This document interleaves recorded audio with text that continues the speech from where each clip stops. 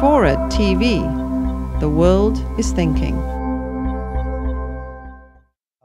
We have helped some Iranian exile groups in their efforts to destabilize the government.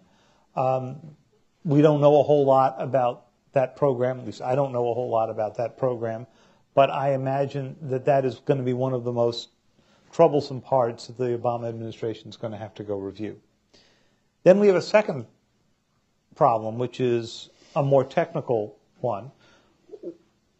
The Iranians have already caught on to a number of the earlier efforts that we had to try to stop or slow down the centrifuge program. I described some of them in the book. We've described them in the paper before.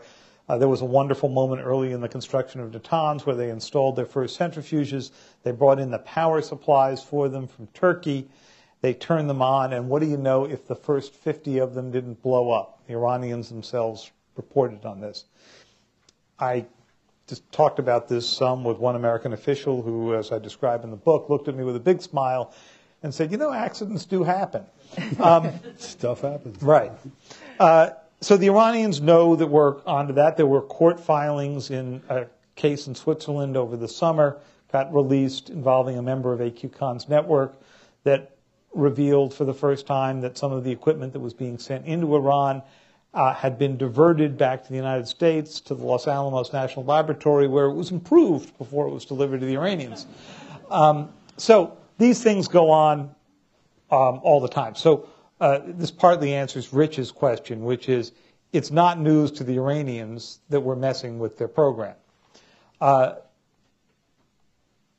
think what's going to be the hardest part about stopping the Iranian covert action is probably something that was in the back, I suspect, of President Kennedy's mind at the time, too, which was, if Iran 2 years from now gets the bomb and he has stopped the program, it's inevitable that people from the Bush administration are going to stand up and say, you know, we had a pretty good program in place till you messed it up that might not have left us in this situation, and we'll never know in history.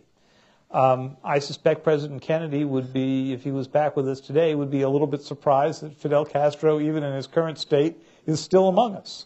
You know, he probably had in the back of his mind at the time, too, that he didn't want to be stopping the one program that could have gotten rid of him.